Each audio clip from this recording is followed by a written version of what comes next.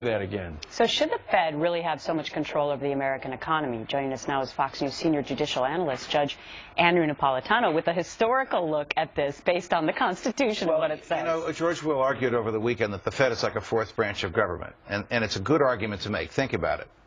The job of the CIA is to steal and keep secrets. We know far more about the CIA than we do about the Federal Reserve. Its members are appointed by the president and governed by the Senate, yet it's a private bank that makes its own money, regulates the economy, and can print money. The federal government doesn't print money. The Federal Reserve prints money. It's not federal, it's not a reserve, it's a private bank. So what the heck are we doing with it? And why is it flooding the market with cash? Yeah, exactly.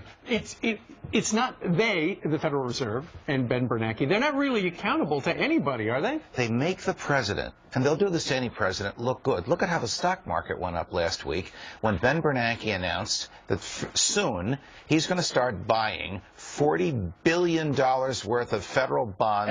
Every month. Translation, he's going to create out of thin air $40 billion in cash and put it in the accounts of the federal government. That is more cash chasing available for the same amount of goods and services. Answer, inflation. And what goes up first? The things we use the most. Fuel, food. Brian, sorry to tell you, beer. These things skyrocket when the Fed floods the market. Why wasn't I told about the beer? It's not anywhere on the card. But you said you can bring this back. You know exactly really what the forefathers thought about this.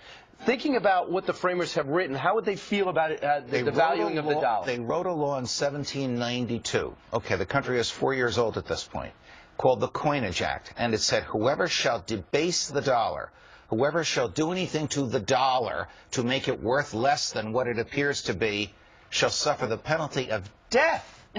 Death penalty. There'd be a lot of dead people then. Yes, obviously we don't have that statute anymore, but these are the same people who said in the Constitution only the Congress can coin money, not print it, coin it. So it was kept in precious metals. So you couldn't flood the market with phony dollars, as we've been doing since 1913. And ultimately what we have done is we have devalued the dollar, because the dollar, you know, at the turn of the century, of the last century, worth a lot less than it is today. A dollar in 1770 gained 8 cents in value by 1913. A dollar in 1913 lost 92 cents in value by 2012. All because the Federal Reserve has been flooding the market with cash to make the politicians look good, to make them think they're paying off bills. They're really devaluing everything. They devalue the money in your savings account. They devalue your house. They devalue the cash in your pocket. And the stock market loved it.